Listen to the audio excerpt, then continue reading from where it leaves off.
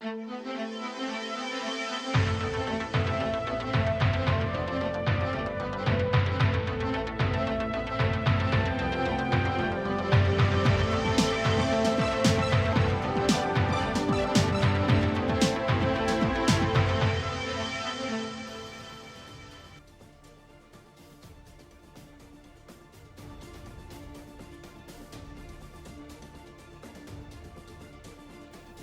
the news ahead of the 2023 general elections, President Muhammadu Buhari warns international community against interference.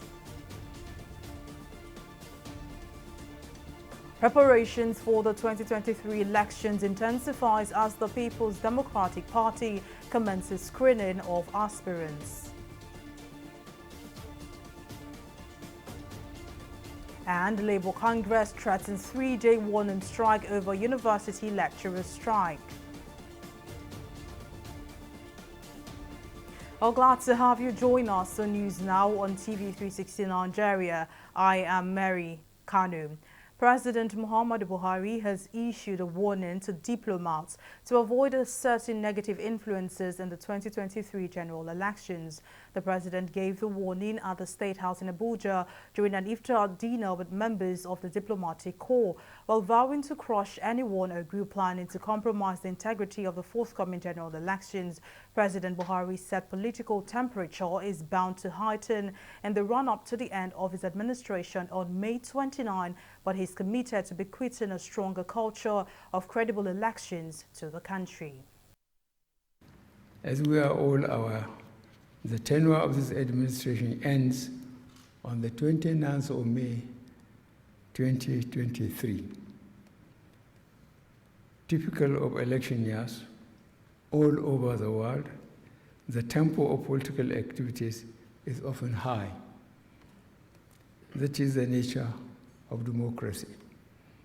I am committed to bequeathing a stronger culture of credible elections to Nigeria than I met. Those planning to rig the forthcoming election should think twice, because I intend to resolutely protect and defend the sacred will of the Nigerian people to be expressed through the ballot box. As Nigeria goes through this trajectory, I urge our friends in the global community, represented by you, the diplomatic corps, to adopt a positive role that reinforces the doctrine of respect for our internal affairs and the respect for facts and void of preconceived notions and bias. For peaceful, free, and fair elections, please be assured that the international community will support your government to achieve a hitch-free election. The support will come before election, during election, and after election. Be assured of that, Mr. President. Well, still in electoral matters ahead of the 2023 general elections, the People's Democratic Party, PDP, has commenced the screening of the 17 presidential aspirants at the Legacy House in Abuja. The exercise, which is happening behind closed doors, is headed by the former Senate President, David Mark. The screening had in attendance former Vice President Atiku Abubakar, former Senate Presidents Bukola Saraki and Pius Ayem. One of the aspirants, Senator Pius Ayem, who has been screened, told journalists that the process is a simple one. According to him, the panel is out to verify the membership status, financial status, academic credentials, and all the requirements for a presidential candidate as spelled out in the Constitution. And President Muhammadu Buhari has told a federal high court in Abuja that he did not order the Senate to remove the contentious Section 84, subsection 12 from the amended Electoral Act of 2022. Contrary to the claims of the People's Democratic Party in a suit instituted against him and 12 orders on the Electoral Act, the president said he only expressed reservations and concerns in respect of the aspect of the Electoral Act. His position was contained in the counter affidavit filed at the Federal High Court in the nation's capital at the instance of the Attorney General of the Federation and Minister of Justice Abubakar Malami. In their joint counter affidavit, President Buhari and Malami debunked the claims by the main opposition party in the suit, insisting that the PDP suit has become academic and constituted an abuse of the court process. On the strength of the pending Court of Appeal matter, the president and the AGF asked the court to dismiss the suits. And with permutations and controversies surrounding the Electoral Act concerning who is qualified to contest in the 2023 elections and who isn't, political affairs analyst Adewale Ajadi joins us now on the news. Well, thank you so much for joining us. Now that the president has said he did not ask for Section 84, subsection 12 of the Electoral Act, which stipulates that political appointees resign before contesting be expunged, at this point, is the 84-12 substantive or not? Well, good evening. The fundamental issue is that this issue is before the courts. As you know, we have three arms of government. And firstly, your bulletin says the president might have ordered. The president has no power to order the legislature to do anything. There is an existing decision of a competent court on this issue. And until that decision has been overturned, that's going to be the subsisting decision in Nigeria. That's what's going to be applying. Because the court can pronounce on the constitutionality of any legislation, whether it fits within the Constitution or not.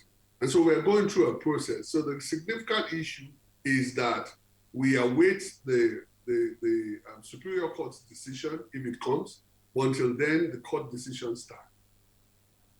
Well, there is a pronouncement of the court on this matter, but in addition to the court's order for the Attorney General to delete that section, now, is it something within the powers of the Attorney General to do? Well, if it's a court order, the Attorney General has to comply with the court order until another court order supersedes. So as it stands, the court order is that section of the law, of the act itself, is unconstitutional and it doesn't exist as current law in Nigeria. That's the situation. Now, if another court, meaning the appeal court, pronounce that the section is constitutional, then the Attorney General would have to comply. So the situation now is that there's a court pronouncement. Nobody can, we have to follow the process, simply is what I'm saying. This is why we have a court system. We have to follow the process of the law. The process of the law has been decided so far by the judiciary and is being applied in this manner. And until there's another decision otherwise, that's what we're going to stand by. Well, another angle to this development is that so far we've had serving political office holders declare their intention to contest in the elections, and some have refused to resign. Now, according to the Speaker of the House, Femi Gbajabiamila, he spoke on this same matter, and for him, he thought that why go through with it in the first place, saying the election of appointees who are yet to resign can actually be annulled. Now, what would you make of this? Well, the truth about it is that I'm sorry, my phone is going to switch that off. The truth about the matter is that the people who are affected by this decision should not actually willy-nilly comply with what the Mr. Gbajabiamila is saying. My own thinking is that they should ask advice from their lawyers and, if necessary, join themselves as third parties in any existing court case to determine what the court's position is as it affects them. But to unilaterally act and say that they are excluding themselves outside the constitutional provisions that affects them would be acting to cut their nose in spite of their faces. My own view, it's a view, it's not, this matter, as I said, is before the court.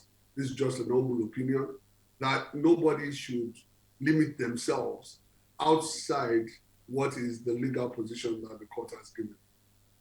Well, Adewale Ajadi, political affairs analyst, thank you very much for joining us on the news and for your contribution. Moving on, Vice President Yemi Osinbajo has met with delegates in Asaba, Delta State, and reiterated his determination to return Nigeria to its pride of place by bringing to bear his vast experience as a public servant with 7 years' experience as the country's #2 citizen. Osinbajo, who was at the palace of the Asaba of Asaba to pay a courtesy call on the monarch Obi Chike Edozian, said he had sought the face of God before he embarked on the venture to run for the office of president. He also said many years of working as an academic and legal luminary, as well as in acting capacity as president during his 7 years with President Muhammadu Buhari, had adequately equipped him with the requisite experience to confidently tackle the country's existing challenges. Your Majesty, I think that in years, our nation will need the kind of leadership that at least has some experience. And I believe that God has provided me with that experience, which is why my for president is one which I have not only come to do as a matter of responsibility, but as a matter of service also to our country. My desire at all times, Your Majesty, is to serve this country and to do so with everything that I have. The evidence for that poor economy is that at the time of independence, 1 naira was $2. Today, $1 is 500 naira. Country cannot support the devaluation of 1,000 times. Something drastic must be done. Soludo was governor of Central Bank. The major comment I hear is that Soludo is not a banker. So it seems that the main function of the CBN is banking. If that is so, then the government must establish a high-powered body to look into the economy. And constituents from 8 local government areas of Niger North Senatorial Zone have endorsed the Deputy Chief Whip of the Nigerian Senate, Senator Sabi Abdullahi, for another term in office. To back up the endorsement, the constituents also purchased the nomination forms for the lawmaker, who is a member of the All Progressives Congress. Speaking while presenting the nomination forms, the leader of the delegation, Abdul Mumin Atairu, said that the gesture was an appreciation of the accountable and quality representation that Senator Abdullahi demonstrated in the Nigerian Senate for the past 7 years. I want to give glory and thanks to Almighty Allah and to all my constituents who are here for this effort. May Almighty Allah grant us victory and bless the victory. Amen. It is on this note, and to consolidate, complete unfinished projects, and fight for your right to decent life, security of your lives and property, that I accept the call to serve you again as your 2022-23 elected representative to the Senate of the Federal Republic of Nigeria, inshallah. As always, I count on your overwhelming and generous support. May the Almighty Allah grant us, guide us, protect us, and grant us victory to his glory and for the benefit of all the people of Zone C, Niger State, and indeed the Federal Republic of Nigeria. The Nigeria Labour Congress has issued a 21-day ultimatum, after which it would commence on a 3-day nationwide warning strike if the federal government continues to ignore the demands of the Academic Staff Union of Universities, ASU. The NLC President Ayuba Waba made a statement during a pre-May Day rally held in Abuja. According to WABA, the 21-day ultimatum would be for the federal government to meet the demands of ASU and the 3 university-based unions, adding that the Congress would hold a national protest within the 21-day ultimatum issued to the federal government. In between also this 21-day notice, there will be a 1-day national protest to speak centrally on the issue of the centrality of education. After the expiration of the 21 days, if nothing happens, that there will be a 3-day national strike by all our structures across the length and breadth of this country. And the Lagos State Police Public Relations Officer Benjamin Hundeyin has said only a tiny percentage of officers abuse power and engage in police brutality. Hundeyin, who made a statement while speaking as a panelist at the Civic Space Guard Conference organized by the Wole Soyinka Center for Investigative Journalism in Lagos, added that the number of police brutalities seemed to be magnified due to the large population of policemen in the country. Also speaking at the event, Executive Director of the Wole Soyinka Center for Investigative Journalism, Motunrayo Alaka, bemoaned the shrinking of civic spaces in the country, adding that most suppression cases were attacks on press freedom, also adding that journalists were targeted due to the media's vast audience. Before you accuse the police of not doing enough, first do your part by reporting anything that needs to be reported to the police. If after reporting such to the police and nothing is done about it, I think, yeah, you can beat your chest and say police are not doing enough. But the thing is, most Nigerians don't even come forward to report anything. Some people think when they just talk on Twitter, police is supposed to pick it from Twitter and act on it. So before we say that, I think we should challenge us, tell us things, and when we don't act, yeah, you can say that. But most times when we get complaints, yes, all the time, not even most times, we do what we're supposed to do. The aim was to provide a platform for us to have conversations. Often people are in various parts of their corners of the world or the country or Lagos State, for instance, and we are throwing, arrows and javelins across the room. But we do not seek to understand the standpoint of everyone. And the role of the media is to enable conversations, to help us to learn about one another so that we can better protect our society. So the conversation was robust and it was very honest. People who had responsibility, who had not kept it, we mentioned the issues and also we got to understand other people's side of the story. So for us, it achieved that aim of a space where we can have a conversation about the safety of civic space in Nigeria and ensuring that we do not further shrink this space, that people have a right to speak and no one must stop people from speaking. Well, we'll take a break now, but still to come, President Buhari says Russia-Ukraine war too long, too expensive, 6 immediate resolutions. We'll bring you details of this story and more right after this break.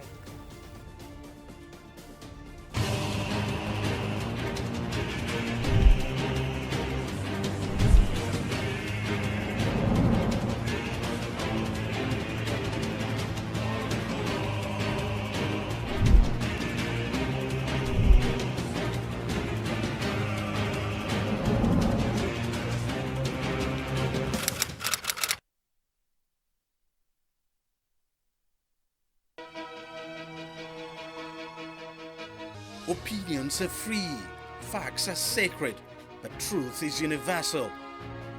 How, in practical terms, can we, for instance, de-escalate the tension?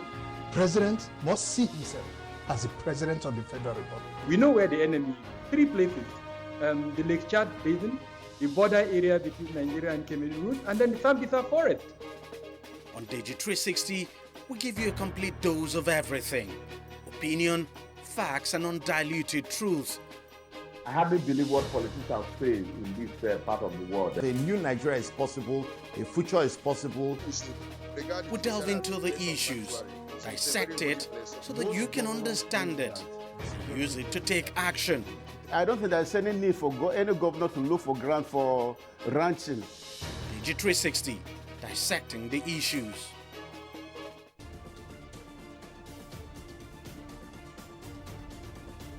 Welcome back. A recap now of our top stories tonight.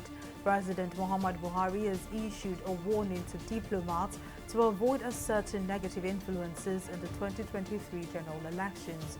The president, who gave the warning at the State House in Abuja during an iftar dinner with members of the diplomatic corps, vowed to crush anyone or group planning to compromise the integrity of the forthcoming general elections.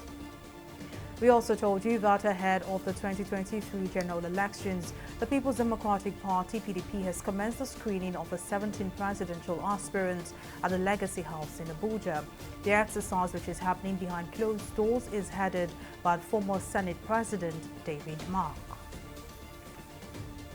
Well, in case you missed any of our news bulletin or for more updates, do log on to our website on www.tv360nigeria.com. You can also follow us on our social media platforms on Twitter, Instagram, YouTube and Google Plus at TV360 Nigeria. On Facebook, we're at TV360 Online.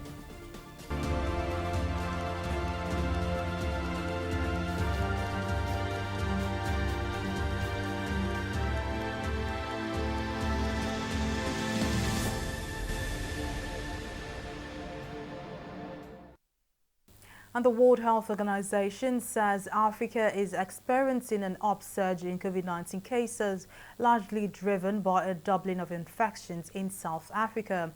In an online press briefing, the World Health Body said cases and deaths have increased, with more than 11 million cases reported across the continent. South Africa, which is now entering its winter season, has recorded the most infections and deaths on the continent so far.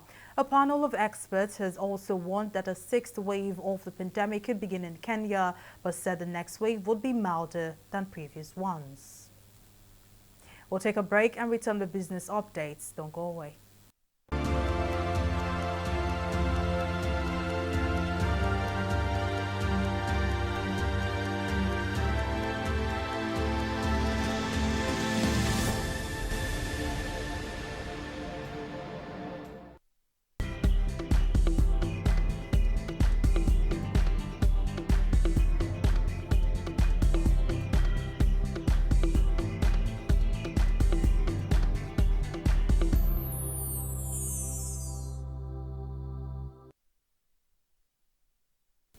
Welcome back. It's time for business news and stock market review with Simisola Adigun. Simisola, over to you. Thank you very much, Mary. Welcome to business. The National President of Manufacturers Association of Nigeria, Mansour Ahmed, has urged the government to formulate favorable policies so as to checkmate negative effects power supply, infrastructure, exchange rate, amongst others. He gave the assertion in Lagos at the 15th Business Luncheon for Chief Executive Officers organized by Apapa branch of the association to deliberate the economic policies towards sustaining industrial development in Nigeria. The Eman DG, who was represented by Robert Ugbaja, said in order for Nigeria to compete with the international community, favorable business policies should be put in place by the government in the area of manufacturing and industry.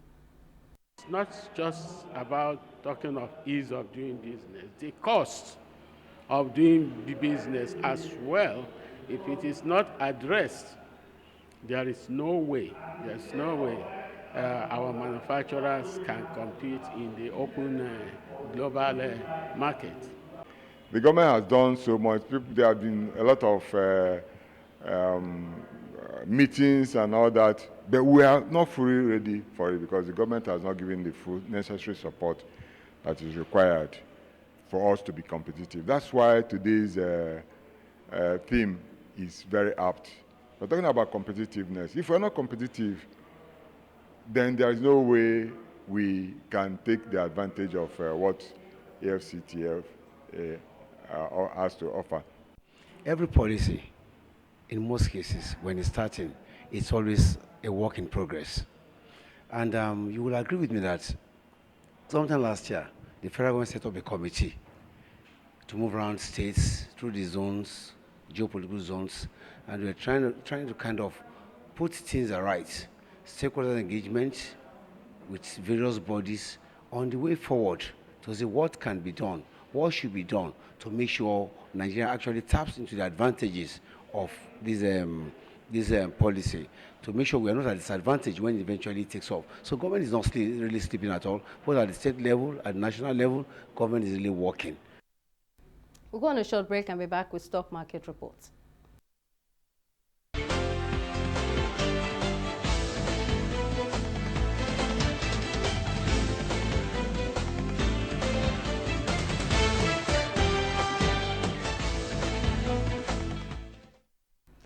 On the last day of trading for the week and the month of April, the equities maintained positive sentiment, with the markets appreciating by 1.64%. For the market indices, all-share index closed at 49,638.94 basis points, while market capitalization stands at 26.8 trillion naira. On Friday, 319 million volumes of shares, corresponding to a market value of 4.676 billion naira, were traded in 6,371 deals. On 111 equities participated in trading, ending with 35 gainers and 13 losers. The most traded stocks today, NEM Insurance Company and Academy Press, led the gainers group with a combined 5 naira 87 kobo. NPF Microfinance and Transnationwide Express are the least earning stocks, both losing 2 naira 79 kobo. Global stocks fell on Friday and are set for the biggest monthly drop since March 2020. Notwithstanding this negative report, UK's FTSE and Japan's Nikkei had a good day of trading, each ending with an appreciation of 0.47% and 1.76% respectively. The US dollar index fell from 20-year highs, while Wall Street equities were lower, so it is inevitable that the Dow Jones is ending up on the other side of the divide at 1.52%. And that's on our stock market report. Back to you, Mary. Thank you for that update, Semisola. And now to the international scene. President Muhammadu Buhari says immediate resolutions are needed to address the Russia-Ukraine war in order to prevent the impact from getting worse. The Russia-Ukraine war, which began on February 24, has resulted in the death of hundreds of people, while millions have been displaced. Speaking during an iftar organized for the diplomatic corps in Abuja, President Buhari said the war has taken too long, adding that there is a need for countries involved to consider the humanitarian impact. The Russia-Ukraine conflict. The ongoing crisis between the Russian Federation and Ukraine calls for greater consideration for humanitarian conditions in the affected areas. The war has lasted too long, cost so much, and hurt too many people, well beyond the immediate theaters. The rest of the world is progressively facing the impact of the conflict, and this will certainly get worse if an immediate resolution is not found, not least in the area of food security. The Secretary General's recent initiative of visiting Cairo and Kiev is most welcome. The United Nations must continue to actively lead the way for engagements that could ultimately unlock peace through diplomacy. I commend the Secretary General for his efforts in search of a ceasefire as a prelude to other enduring solutions.